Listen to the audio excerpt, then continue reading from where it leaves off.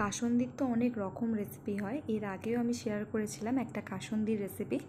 তবে আজকেও আর একটা কাসুন্দির রেসিপি শেয়ার করছি, যেটার মশলা কিন্তু প্রায় একই, আর আমের কাটিংটা একটু অন্য স্টাইলে। তার জন্য প্রথমেই একটা এরকম পিলার নিয়েছি। এই পিলারটার সাহায্যে প্রথমে আমের পুরো খোসাটা ছাড়িয়ে নিয়েছি, আর তারপর এই পিলারেই কিন্তু পুরো আমটা এরকম খোসার মতো ছাড়িয়ে নিচ্ছি।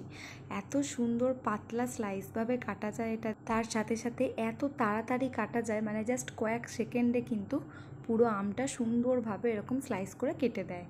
তো এরকম পিলার যদি নাও থেকে থাকে তাহলে কিন্তু নর্মালি যে সরু টাইপের পিলারগুলো হয় সেটা দিয়ে কাটলেও হবে, হয়তো একটু সরু হবে, তাতে কোনো সমস্যা নেই, মানে তাতে টেস্টের কোনো অদল বদল হবে না। কাসুন্দি তো ঠাকুমারা একটু অন্য রকমভাবে বানাতো, তবে আমরা যেহেতু এই যুগে একটু অ্যাডভান্স, তাই একটু ইউনিক না হলে হয়।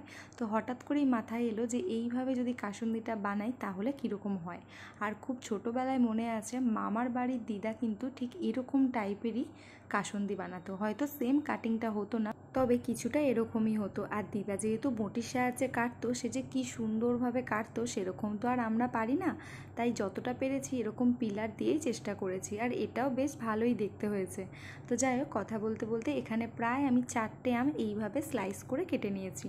আর তারপর এখানে 1 চামচ করে লবণ, হলুদ, আর এখানে যে মশলাটা দিয়েছি সেটা হলো সর্ষে, মেথি আর একটু 5 ফোড়নকে সব একসাথে হালকা একটু ড্রাই রোস্ট করে গুঁড়িয়ে নিয়েছি। নিয়ে খুব ভালো করে মাখিয়ে নিয়েছি, যাতে করে প্রত্যেকটা আমের স্লাইসে কিন্তু সমান মশলাটা ভালো করে মিশে যায়। আর তার সাথে এখানে আমি প্রায় 1 চামচের মতো সরষের তেল খুব ভালো করে মাখিয়ে নিয়েছি। আর তারপর এটা স্টোর করার জন্য এখানে একটা কাঁচের ছোট্ট জার নিয়েছি।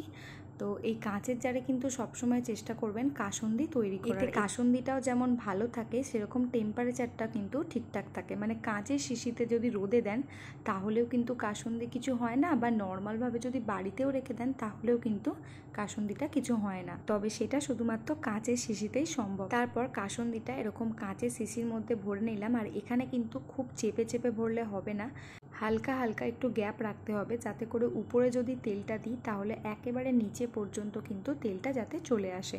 তো সেরকমই হালকা একটু গ্যাপ রেখে রেখেছি, মানে একেবারে চেপে চেপে ভরে নিইনি। আর দেখেছেন কি সুন্দর কালার হয়েছে আর কি সুন্দর দেখতে হয়েছে, আর এত সুন্দর ঝাঁঝ বেরিয়েছে যেন মনে হচ্ছে এখনই হয়তো খাওয়া যাবে। তো তারপর উপরে একেবারে অল্প একটু তেল দিলাম, এখানে কিন্তু বেশি দিলেও দেওয়া যায়, তবে আপাতত কমই দিলাম, মানে তেলটা 2-1 দিন পর যখন একেবারে নিচে চলে আসবে তখন আরও উপর থেকে একটু দেওয়া যাবে। আর এই সুন্দর কাসুন্দির কথাটা কিন্তু মাথায় আসলে আমার মামার বাড়ির দিদার কথা মনে পড়ে। দিদা আর এই পৃথিবীতে নেই, তবে দিদার হাতের এই কাসুন্দিটা কিন্তু আমি আজও ভুলতে পারি না। আর এই কাসুন্দির রেসিপিটা কেমন লাগলো জানাবেন, ভালো লাগলে অবশ্যই চ্যানেলটি সাবস্ক্রাইব করবেন।